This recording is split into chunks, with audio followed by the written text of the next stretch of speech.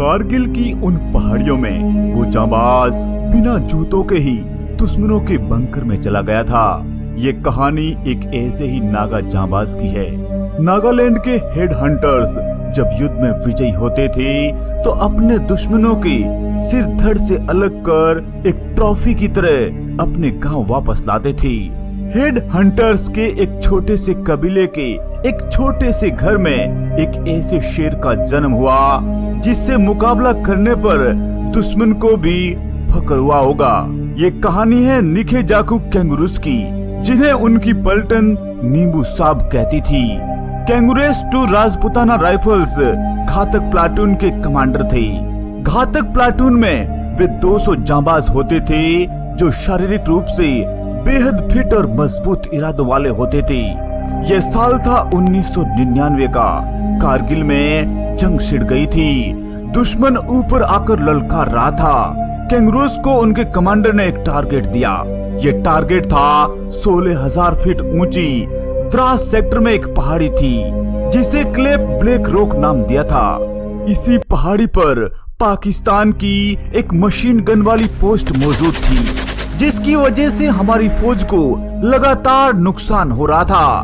तभी उनके commanding officer ने उन्हें टास्क दिया कि आप उस दुर्गम पहाड़ी पर जाकर उस मशीन गन को चुप करवाओ। असल में पाकिस्तानियों की ये पोस्ट पहाड़ों के बीचों बीच मौजूद थी, जहां पर हमारी तोपों के निशाने सटीक नहीं जा रहे थे। द्रास सेक्टर दुनिया का दूसरे नंबर का सबसे ठंडा इलाका है। सर्दियों में तो यहाँ का तापमान -45 डिग्री तक चला जाता है। खून जमा देने वाली बर्फीली हवाएं और उन हवाओं ने पहाड़ियों को भी चाकू की तरह काट दिया। धारदार पहाड़ियां, एकदम ऊंची खड़ी पहाड़ियां और ऊंचाई पर बैठे दुश्मन भारत को ललकार रहे थे।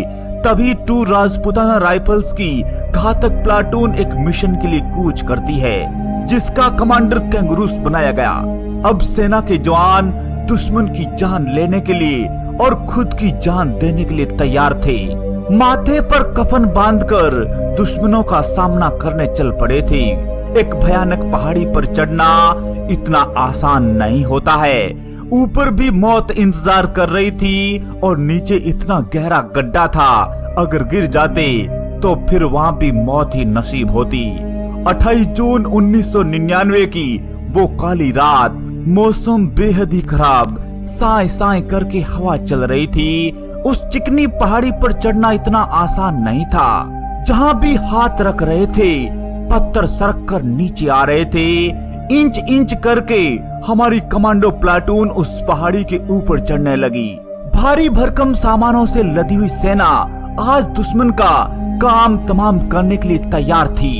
उन्हें पता था कि हमारे पास सिर्फ आज की रात है। ये ऑपरेशन रात ही रात में खत्म होना चाहिए। यह ऑपरेशन एक खड़ी पहाड़ी पर था, जहां दुश्मन की नाक के नीचे से होकर दुश्मनों को सरप्राइज देना था।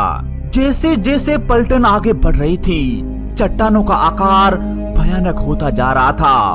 बर्फ से फिसलती इन चट्टानों पर ना तो हाथ काम कर रहे थे और ना ही पैर।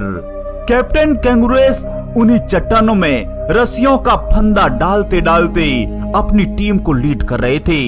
लेकिन अगले ही पल उनके लिए बेहद भयानक था। जैसे ही पत्थरों के सरकने की आवाज आई तो पाकिस्तानी आर्मी चौकन्ना हो गई थी और फिर उन्होंने अपनी मशीन गन से फायर खोल दिया था, जिसका एक टुकड़ा कैप्टन कैंगरूस के पेट में लग जाता है।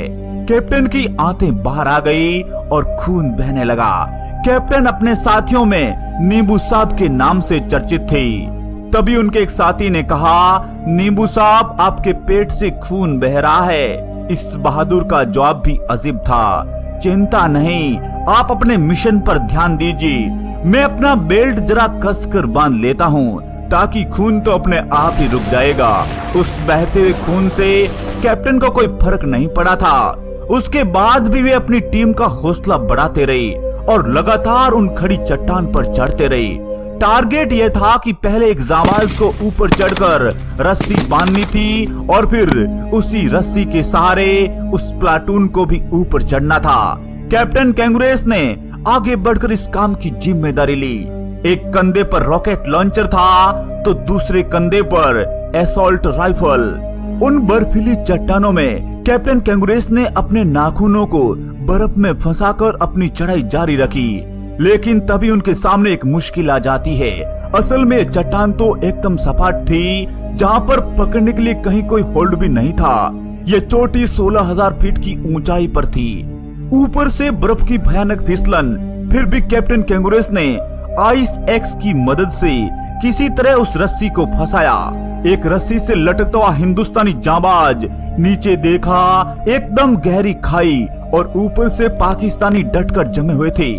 ऐसे भयानक मंजर में भी उस जांबाज के पैर डगमगाए नहीं थे और वो लगातार ऊपर चढ़ने का प्रयास करते रहे। लेकिन तभी कैप्टन कैंगुरेस के सामने एक बड़ी दिक्कत आ गई।